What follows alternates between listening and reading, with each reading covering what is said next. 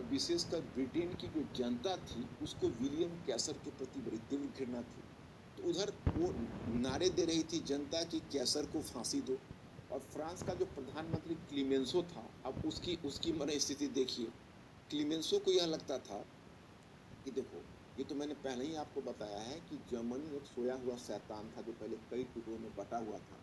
उसका एकीकरण होना ही अपने आप में यूरोप के शक्ति संतुलन के लिए सबसे बड़ी घातक घटना हुई। एक समय था कि फ्रांस पूरे यूरोप में नायक हुआ करता था, उसकी हैसियत बड़ी थी, बहुत बड़ा आकार था।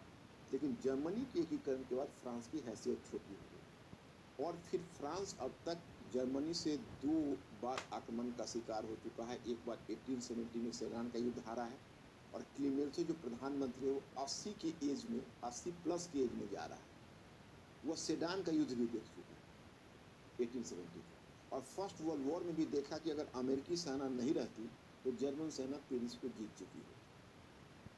क्लीमेंसो की चिंता है कि भाई कोई ऐसा प्रबंधन हो जिससे जर्मनी थोड़ा छोटा हो जाए और फ्रांस की स्थिति मजबूत हो जाए कि भविष्य में जर्मनी फ्रांस पर आक्रमण कर सके, और भविष्य में फ्रांस जर्मनी पर हावी हो।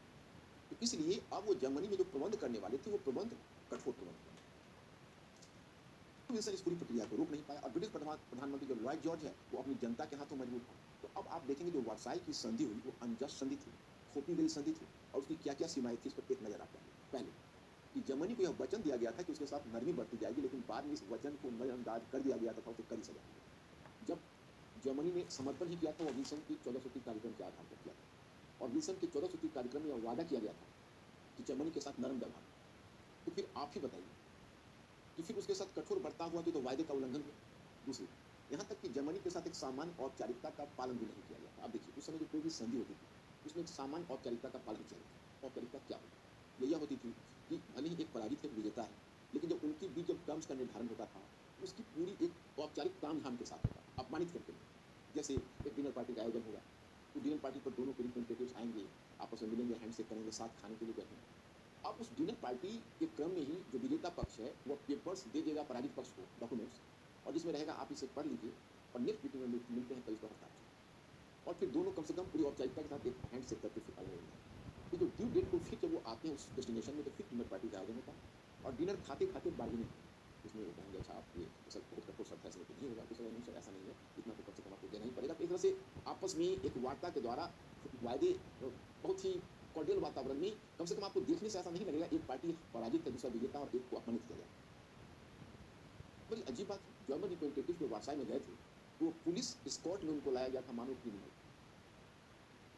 सीधे पेपर हाथ में दे दिया गया और कहा गया कि इस पेपर को जाके पढ़िए, और तैयार होकर आइए, हम बिना पूछताछ हस्ताक्षर। और फिर उस दिन एक बार फिर पुलिस एस्कॉर्ट करके उन्हें लाई, और जब डॉक्यूमेंट्स पर कहा गया हस्ताक्षर करने के लिए, जब वाइमर गणतंत्र के जब रिप्रेजेंटेटिव्स ने जब अपना तर्क रखा, तो ब्रिटिश प्रधानमंत्री लॉर्ड जॉर्ज ने साफ शब्दों में उन्हें कहा कि मेरे हमारे जर्मन भाइयों, आप बेहतर होगा आप यहाँ हस्ताक्षर कर दें, नहीं तो हम यह हस्ताक्षर आपसे बर्लिन में करवाएंगे। आप समझ सकते हैं कि बर्लिन में हस्ताक्षर करवाएंगे, तो फिर अब बच क्या गया? मैंने आप पर हम अटैक कर देंगे, और आपको वहां पर हम अपने तरफ से फिर हस्ताक्षर करेंगे। अब उनको हस्ताक्षर कर देना पड़ा। कल होकर जर्मन समाचार पत्र में छपा कि कहीं हम भूल न जाए। और तब जो आर्टिकल था, उसका लास्ट सेंटेंस था कि फिर एक दिन ऐसा आएगा कि हम 1919 के इस अपमान का बदला दौड़ दौड़ कर लेंगे। कहते हैं उसी में द्वितीय विश्व युद्ध का बीज छिपा था। प्रसिद्ध हिस्टोरियन लोग कहते हैं it was simply an armistice of 20 years, एक 30 वर्षों का युद्ध हुआ।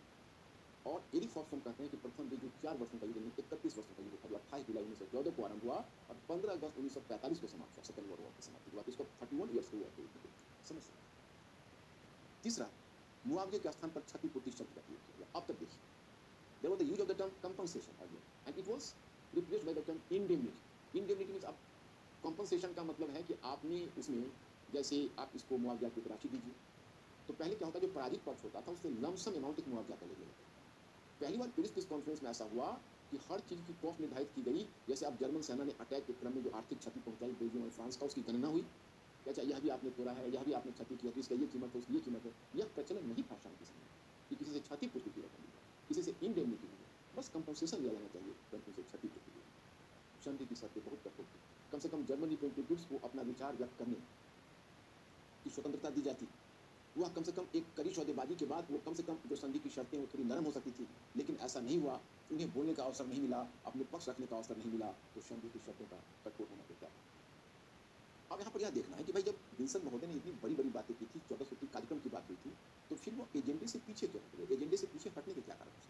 तो यह भी गौर करने वाली बात है। आपको ज़्यादा कुछ में नहीं जानना है, आपको यह देखना है कि आखिर पेरिस पीस कॉन्फ्रेंस में जब इतने बड़े वादे किए गए थे, विल्सन के 14 सूत्री कार्यक्रम में इतनी बड़ी-बड़ी बातें की गई थी, तो फिर उन मुद्दों से हटा क्यों गया? क्यों पीछे हटे? तो देखो अब 14 विल्सन के 14 सूत्री कार्यक्रम वह इस एक तरह से इस शांति सम्मेलन का आदर्श मॉडल, जैसे आप के स्टडी टेबल के सामने गांधी की तस्वीर चिपकी होगी और वहां पर लिखा होगा सदा सत्य बोलो, लेकिन अपने व्यावहारिक जीवन में आप सत्य बोलने की कोशिश करते हो और जरूरत पड़ने पर सत्य नहीं भी बोलते हो, पीछे भी हट जाते हो।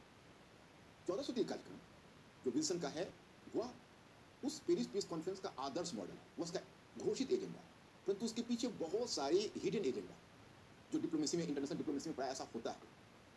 तो अब देखो, वैसे मैंने जो आपको अध्ययन सामग्री दी है उसमें विल्सन के 14 सूत्री कार्यक्रम के बारे में भी एक ब्लॉग बनाकर मैंने दे दिया है, उस पर आप समय जाया मत करना। एक दो चीजों को याद रखना, विल्सन के 14 सूत्री कार्यक्रम में केवल 2-3 बातों को याद रखना। एक है कि यूरोप में संपूर्ण न्याय सुनिश्चित किया जाएगा सभी को। दूसरा, उसका यह कहना था कि यूरोप में जो अल्पसंख्यक समूह, आपको याद होगा कि ऑटोमन साम्राज्य के समय काल में, जिसको आप बाल्कन समस्या के रूप में पीछे बता चुका हूं, जैसे जब राष्ट्रवाद की अवधारणा पनपी और जब राष्ट्र की मांग शुरू हुई, तो बहुत सारे अल्पसंख्यक समूह थे जिन्होंने राष्ट्र की मांग के आधार पर एक पृथक राष्ट्र की मांग की, और इस कारण से पहले ऑटोमन साम्राज्य अशांत रहा था और समय समय पर यूरोपीय शक्तियां हस्तक्षेप करती रही थी। उसी क्रम में कई युद्ध होते रहे थे। क्रीमिया का युद्ध हुआ था, फिर क्रीमिया के युद्ध के बाद आप आगे देखते हो बाल्कन युद्ध हुआ, तो कई इस प्रकार के युद्ध होते रहे थे। तो अब इसमें विल्सन महोदय का कहना था कि एक काम करते हैं, यूरोप में जो डिफरेंट अल्पसंख्यक समूह हैं उनको संतुष्ट कर देते हैं, उनको एक अलग राष्ट्र ही दे देते हैं। तो उनके राष्ट्रवाद की महत्वाकांक्षा या राष्ट्र बनाने की महत्वाकांक्षा पूरी हो जाएगी, यूरोप में युद्ध समाप्त हो जाएगा, या अंतिम युद्ध सिद्ध होगा। एक और भी चीज है, जैसे सोवियत रूस, तो रूस में बोल्शेविक क्रांति हो चुकी है। तो एक समय था, आप याद करो, फर्स्ट वर्ल्ड वॉर में रूस मित्र राष्ट्र के रूप में था। तब रूस का शासक हुआ करता था, रूस का मोनार्क जार निकोलस द्वितीय। परंतु जार निकोलस द्वितीय के विरुद्ध उस युद्ध के दरमियान ही मार्च 1917 में पहली क्रांति हुई और फिर एक बुर्जुआ या मध्यवर्गीय सरकार का गठन हुआ। आगे चलकर लेनिन ने एक बोल्शेविक क्रांति लाई, बोल्शेविक पार्टी वहां के साम्यवादी दल थी, और फिर वहां पर एक कम्युनिस्ट गवर्नमेंट या साम्यवादी दल की स्थापना। तो साम्यवादी दल, अब जो लेनिन है उसने क्या किया, उसने कहा कि भाई देखो, ये वॉर तो आरंभ किया गया था जार निकोलस द्वितीय के द्वारा, और ये खुद भी साम्राज्यवादी था, और जर्मन शासक विलियम कैसर उसके बीच अपने साम्राज्य के बंटवारे के लिए युद्ध हो रहा है, हमें उससे क्या मतलब। उसने विलियम कैसर को ऑफर किया कि हम आपसे संधि करें। तो जर्मनी, अब देखो, लेनिन का यह सोचना था, एक तो लेनिन बहुत समय तक जर्मनी में एक निर्वासित जीवन भी जिया था, बल्कि लेनिन को रूस में, सोवियत रूस में भेजने, क्रांति से पूर्व भेजने का काम विलियम कैसर नहीं किया था, एक जर्मन मालगाड़ी का डब्बा में बैठा के उसको भेजा था। तो लेनिन का विलियम कैसर से थोड़ा व्यक्तिगत संबंध था।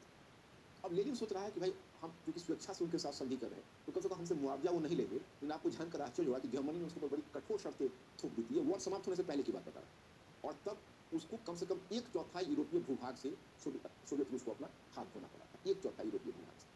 तो अब विल्सन ने एक उसमें पॉइंट 14 सूत्री कार्यक्रम में यह भी बनाया था, क्योंकि हुआ ऐसा कि जर्मनी ने सोवियत रूस से ले तो लिया वो हिस्सा, लेकिन उसके बाद जर्मनी खुद युद्ध हार गया। तो अब जर्मनी स्वयं एक कल्प्रिट के रूप में पेरिस पीस कॉन्फ्रेंस में खड़ा, वर्साई की संधि में उस पर कड़ी शर्तें थोपी जानी है। तो विल्सन ने एक शर्त यह रखी थी कि जर्मनी ने जो भूभाग सोवियत रूस से छीनी है वो हम सोवियत रूस को लौटा दें, यानी हम लोग को लौटा देना चाहिए। लेकिन यहाँ तो मुख्य रूप से यूरोप में बैठे हुए जो दो दिग्गज नेता हैं, लॉयड जॉर्ज और क्लीमेंसो, उनका अपना हिडन एजेंडा अलग है। अब इसी के प्रकाश में आप इस पहलू को देखिए जो मैं आपको बताना चाहता हूँ। यहाँ पर मुद्दा यह है कि पेरिस शांति सम्मेलन के मुख्य एजेंडे से पीछे हटने के कारण, तो एक है पेरिस शांति सम्मेलन का घोषित लक्ष्य था अमेरिकी राष्ट्रपति वुडरो विल्सन के 14 सूत्री कार्यक्रम के आधार पर अस्थायी शांति बहाल करना, परंतु निम्नलिखित कारणों से इस लक्ष्य की अवहेलना। पहला, पेरिस शांति सम्मेलन में निर्णयकर्ताओं का मुख्य उद्देश्य भविष्य में जर्मनी की आक्रामक नीतियों पर अंकुश लगाना। अब देखिए, क्लीमेंसो और लॉयड जॉर्ज, विशेषकर क्लीमेंसो की इच्छा यह थी कि जर्मनी को इतना काट दें कि जर्मनी भविष्य में इतना ताकतवर न रह जाए कि हम पर अटैक करे, क्योंकि वो ईरान के युद्ध को नहीं भूल पाया था, फर्स्ट वर्ल्ड वॉर को भूल नहीं पाया था। तो इस कारण से देखो, अब वो कहते हैं आप निर्णय का अधिकार। अब मेरी बात को समझना, आप निर्णय का अधिकार का मतलब है कि एक नस समूह के जो लोग हैं उसको हम पृथक राष्ट्र बनाने की अनुमति दें। तो एक तरफ आप स्लाव को पृथक राष्ट्र बनाने की अनुमति दे रहे हो, दूसरी तरफ आप मगियार को अलग राष्ट्र बनाने दे रहे हो, आप पोल के लिए अलग राष्ट्र बना रहे हो। तो फिर आप जर्मन को काटकर, जर्मन जनसंख्या से जर्मनी से जर्मन जनसंख्या को काटकर हटा रहे हो, तो उसकी तो आप निर्णय के अधिकार की अवहेलना हुई ना। लेकिन ऐसा करना क्यों जरूरी पड़ रहा है? तो ऐसा करना इसलिए आपको आवश्यक पड़ रहा है क्योंकि आपको डर है कि अगर जर्मनी का को छोटा हम नहीं करेंगे तो जर्मनी भविष्य में हमारे लिए खतरनाक बना देगा, इसलिए कुछ जर्मन जनसंख्या को हटाओ। आगे हिटलर को आपने एक नया मुद्दा दे दिया, आपने उस सब क्षेत्र को काट के हटाया, हिटलर ने दोबारा जीता। अब मुद्दा है, जैसे जब मैं थोड़ा आपको दिखाता हूँ, मान के देखिए, अब हैसबर्ग साम्राज्य को तोड़ा गया, ये जर्मनी में देखिए, ये हैसबर्ग साम्राज्य को तोड़ा गया, तो ये छोटे छोटे राज्य आपको अभी नहीं दिख रहे होंगे, घर पर आपको मैप में दिख रहे होंगे। तो यहाँ पर स्लाव जनसंख्या और चेक को मिलाकर यहाँ पर चेकोस्लोवाकिया बनाया गया। यहाँ जो कुछ स्लाव है हाँ, स्लाविक जनसंख्या है, उसमें सर्ब हैं इसमें, और इसमें क्रोट हैं, सर्ब हैं, इन सबको मिलाकर यूगोस्लाविया यहाँ बनाया गया। तो अब क्या है कि ये देखो, ये हंगरी है, मँगोलिया है, रोमानिया, तो उन्होंने विल्सन का 14 सूत्री कार्यक्रम कहता था कि अलग-अलग जो नस्ल समूह है, उसे हम अलग राष्ट्र बनाएँगे, ओके? बहुत अच्छी बात है। लेकिन उसमें दिक्कत क्या हुई, वो मैं आपको बताना चाहता हूँ। उसमें दिक्कत ये होनी थी कि अब जर्मनी के बगल में राष्ट्र बने थे। यहाँ पर तो क्लीमेंसो और लॉयड जॉर्ज के मन में 2 बातें चल रही हैं। एक तो जर्मनी थोड़ा छोटा हो और जर्मनी का पड़ोसी राष्ट्र थोड़ा ताकतवर हो। तभी तो भविष्य में जर्मनी अगर कभी उफान करेगा, तो हम जर्मनी को पड़ोसी राष्ट्र दबा देंगे। इसमें इन्होंने क्या किया, जैसे कुछ चेकोस्लोवाकिया, इसमें 30 लाख जर्मन जनसंख्या को काटकर, जिसको सुडेटेनलैंड कहा जाता है, वो 30 लाख जर्मन जनसंख्या को काटकर चेकोस्लोवाकिया को दे दी। और फिर एक-एक राष्ट्र को शक्तिशाली बनाने के लिए एक नस्ल के लोगों को दूसरे में मिला दिया, दूसरे को तीसरे में मिला दिया। मतलब वायदा तो ये कर रहे थे कि हम अलग-अलग नस्ल समूह को अलग राष्ट्र देंगे, इन सबको मिक्स्ड राष्ट्र बनाएंगे। परिणाम है कि आपको पता होना चाहिए कि 1993 में यूगोस्लाविया और चेकोस्लोवाकिया दोनों टूट गए फिर दोबारा। 1993 में चेकोस्लोवाकिया फिर नस्लीय संघर्ष के कारण चेक और स्लाव रिपब्लिक बना, जो आज भी आप देखेंगे मानचित्र पर। और यूगोस्लाविया का तो और भी बुरा हाल हुआ, ये 6 भाग में टूटा, और फिर एक 7वां भाग भी कोसोवो निकल गया। और सबसे बढ़कर यहाँ पर तो इतनी रक्तपात और हिंसा हुई, एक तरह से समझे तो एक एथनिक क्लींसिंग जैसी घटना यहाँ पर होने लगी। मतलब एक नस्ल के लोगों को मिटाया जाने लगा सर्व के द्वारा, कुछ लोगों को, और इस तरह की। तो ये चीज़ें जो इतना बड़ा हुआ, ये क्यों? इस पर एरिक फ्रॉस्ट में एक मार्क्सवादी विद्वान ने बड़ा सही उन्होंने कहा कि यह पेरिस शांति सम्मेलन का वही अधपका चिकन था जो दोबारा पक गया। मतलब वहाँ पर आपने ईमानदारी से राष्ट्र नहीं बनाया। तो मैं ये चीज़ आपको दिखाना चाहता था। अब आते हैं इधर, तो इधर हम इस एजेंडे के बारे में, फिर विल्सन के 14 सूत्रीय आदर्शवादी कार्यक्रम की गुप्त संधियों के कारण अनदेखी की गई। अब इन दोनों ने, ब्रिटेन और फ्रांस ने क्या किया हुआ था कि सबसे वादा गलत सलत किया हुआ था वॉर के समय। अब जैसे देखो, रोम की संधि में वो कहा गया था इटली को कि आपको एड्रियाटिक का भूभाग दिया जाएगा, तो वह तो अनजस्ट था, वो तो अन्यायपूर्ण था कि किसी का भूभाग लेकर आप किसी को दे रहे हैं। परंतु वॉर के समय इन्होंने जो गलत वादा किया हुआ था, तो उसके पालनार्थ उनको करना था। दूसरा है कि लास्ट चीज मैं आपको लास्ट पॉइंट में बता रहा हूँ कि कुछ आलोचकों ने व्यंग किया कि जिस प्रकार वियना कांग्रेस जैकोबिनवाद से भयभीत थी, ठीक उसी प्रकार पेरिस शांति सम्मेलन भी बोल्शेविक क्रांति से भयभीत थी। क्यों भयभीत थी मैं बताता हूँ, देखिए शायद इस मानचित्र पर हो, है, देखिए। अब मैंने बताया कि सोवियत रसिया का भूभाग, ये जो आप देख रहे हो, तो ये सोवियत रसिया का भूभाग, ये जो हिस्सा है, ये हिस्सा जर्मनी ने इसे छीन लिया, ओके। तो फिर जर्मनी से हिस्सा हासिल किया गया। तो विल्सन के 14 सूत्री कार्यक्रम में कहा गया था यह सोवियत रूस को वापस कर देंगे। वापस इन्होंने नहीं किया। जो क्लीमेंसो और लॉयड जॉर्ज जैसे नेता थे ब्रिटेन में, उन्होंने वापस नहीं किया। इन्होंने क्या किया, यहाँ पर लिथुआनिया राष्ट्र बना दिया, यहाँ लैटविया बना दिया, एस्टोनिया बना दिया, वहाँ फिनलैंड बना दिया। तो 4 राष्ट्र बना दिया, और उन चारों राष्ट्रों को एक तरह से जानबूझकर एक बफर रीजन के रूप में स्थापित कर दिया कि सोवियत रूस का जो साम्यवाद है वो पूरब की तरफ ना फैले। तो मतलब हमारे कहने का है कि यह विल्सन के इस कार्यक्रम को इन्होंने धोखा दिया कुल मिलाकर, और कुल मिलाकर यह वायदा किया गया था, वायदा पूरा नहीं हुआ। दूसरा आप देखते हो सामूहिक शांति। अब सामूहिक शांति में इन्होंने एक लीग ऑफ नेशंस तो बनाया, लेकिन लीग ऑफ नेशंस ताकतवर नहीं बनाया। जैसे इन्होंने, आपको यहाँ पर बताया जा रहा है कि सामूहिक शांति के उद्देश्य एक अंतर्राष्ट्रीय संगठन के रूप में लीग ऑफ नेशंस का गठन किया गया, ओके। फिर बाद में यह संगठन निम्नलिखित कारकों के चलते विफल हुआ। अब निम्नलिखित कारणों से यह संगठन काम नहीं कर सका। एक, संयुक्त राज्य अमेरिका राष्ट्र संघ का सदस्य नहीं है। मैंने पहले ही आपको बताया था कि मुंडो सिद्धांत में, जो 1823 में राष्ट्रपति मुंडो ने दिया था, उसमें यह था कि संयुक्त राज्य यूएसए यूरोप के मामले में हस्तक्षेप नहीं करेगा और यूरोप अमेरिका के मामले में हस्तक्षेप नहीं करेगा, अमेरिकी महाद्वीप में। लेकिन वॉर के समय तो संयुक्त राज्य अमेरिका ने हिस्सा लिया, उसमें तो उसका एक्सक्यूज दिया था कि हम पर अटैक हुआ, जर्मनी ने हमारे जहाज को डुबो दिया, हमारे उसमें यात्री मर गए, सिविलियंस, इसलिए हमको करना पड़ा। अब इनको दिक्कत हो रही है कि ये आके यूरोप में, अब वहाँ पर नेता बन गए हैं, यूरोप में प्रबंधन कर रहे हैं, यूरोप में लीग ऑफ नेशंस बनवा रहे हैं। तो वहाँ पर जो संयुक्त राज्य अमेरिका में जो फॉरेन पॉलिसी, वो सोली अमेरिकन प्रेसिडेंट के हाथ में नहीं होता है, उसमें चेक एंड बैलेंस होता है, और सीनेट के पास भी शक्ति होती है, और जो अमेरिकन प्रेसिडेंट है उसको सीनेट से अनुमोदन लेना होता है।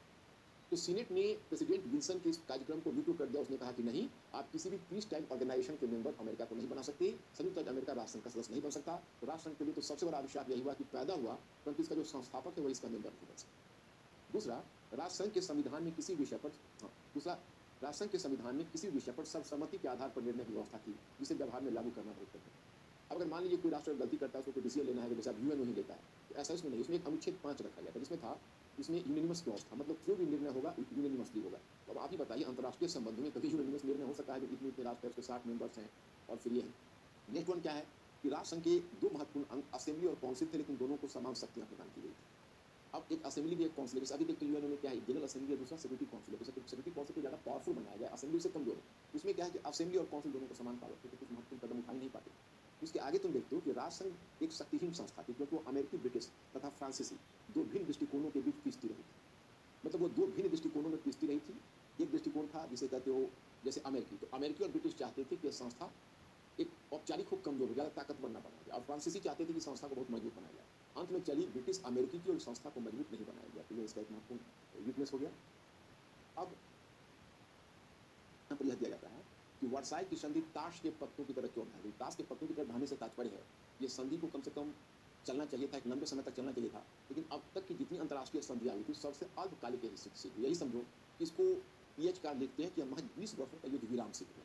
तो अब देखना यह है कि ये संधि क्यों नहीं चल सकी, ये संधि 20 वर्षों का युद्ध विराम बनकर क्यों रह गई। तो इसमें पहला मुद्दा दिया गया है कि जर्मनी के लिए बहुत कठोर संधि थी, मतलब जर्मनी के लिए संधि बहुत ज़्यादा कठोर थी। दूसरा, कि विश्व का सबसे बड़ा देश सोवियत संघ इस संधि में शामिल नहीं हुआ था। अब देखिए, सोवियत रूस को कोई शामिल ही नहीं करना चाहता था। सोवियत रूस के साथ आउटकास्ट का व्यवहार किया गया, मानो कोई बाह्य हो, उसको अंदर प्रवेश नहीं देंगे। तो Soviet Russia was treated just as an outcast. तो अब दुनिया की का सबसे बड़ा राष्ट्र सोवियत रूस आकार में, और उसी को लीग ऑफ नेशंस का सदस्य नहीं बनाते हो, सॉरी, उसी को वार्साई की संधि से बाहर रखे हो।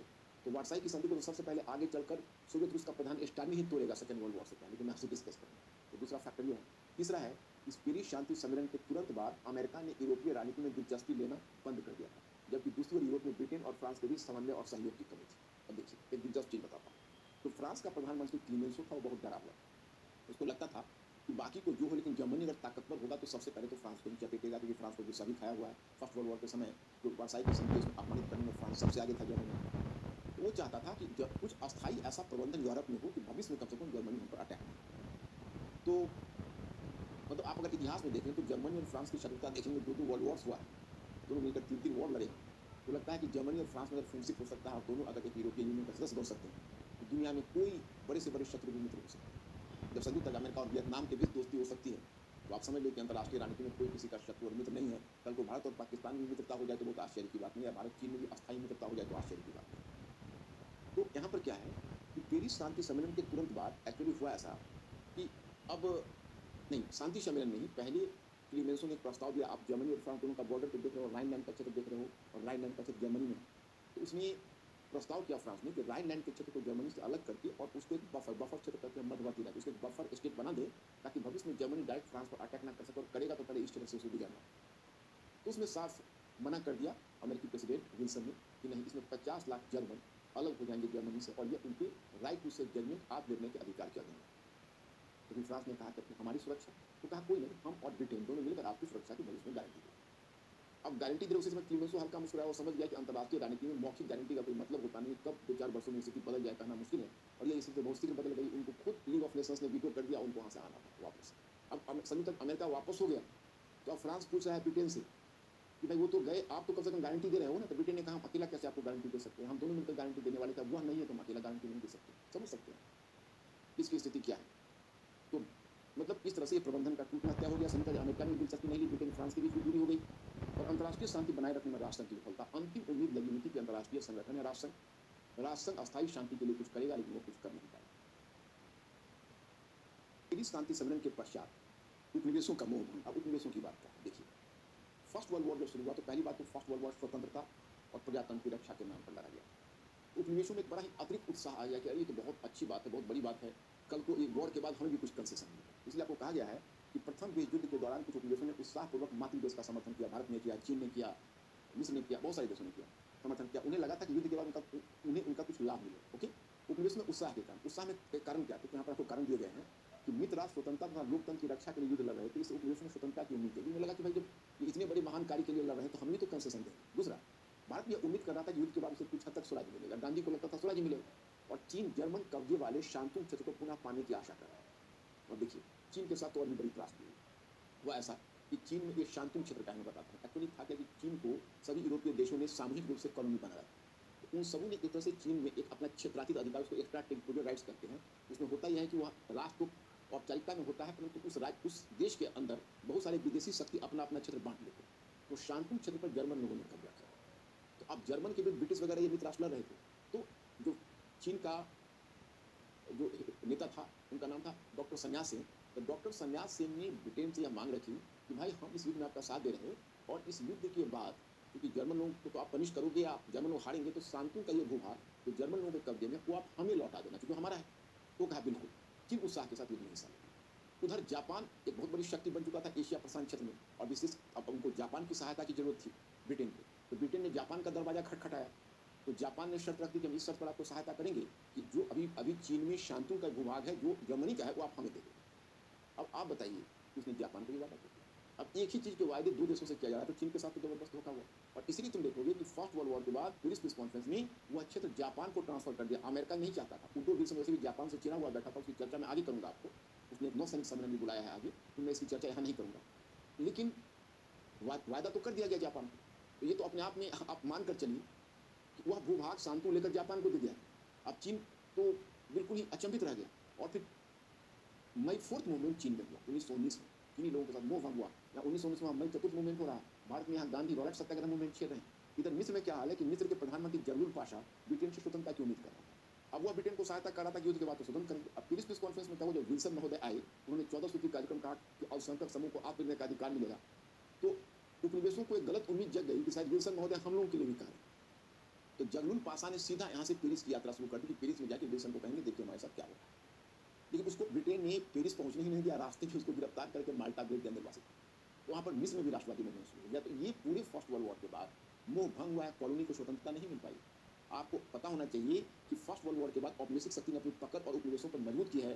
भारत में 17 वर्षों के प्रश्न के बाद यहाँ पर उन्होंने बनाया था वायसराय विला, जो प्रेसिडेंट हाउस है, और सेंट्रल सेक्रेटेरिएट जो भी पार्लियामेंट है, ये दोनों बने थे फर्स्ट वर्ल्ड वॉर के बाद। या दूसरी बात है कि उन्हें ज्ञात नहीं था कि 18 वर्षों के बाद ये हमें खाली करके जाना यह है। लेकिन ये सभी विल्सन के 14 सूत्री कार्यक्रम से निराश हुए थे, क्योंकि इसमें आप निर्णय के अधिकार का प्रावधान था, परंतु यह उपनिवेशों पर लागू नहीं होता। तो यहाँ तक मैं बता दिया। अब देखो, अब मैं यहाँ पर यहीं पर थोड़ा सा पश्चिम एशिया का मामला है, तो थोड़ा सा मैं आपको इसमें एक दो मुद्दे और भी बच गए हैं। एक तो पश्चिम एशिया का मामला है, अरब क्षेत्र का मामला है, और फिर मैं आपको बताऊँ कि अरब राष्ट्रवाद के साथ किन तरीकों से विश्वासघात किया गया, किस प्रकार से किया जाए, ये मैं आपको, ये चीज़ मैं कल आपको कवर करूँगा। इसको कवर कल करते हुए और तब मैं फिर दूसरे मुद्दे पर बढ़ूंगा, जिसमें रूस की क्रांति वगैरह जैसे मुद्दे होंगे। पहले इस मुद्दे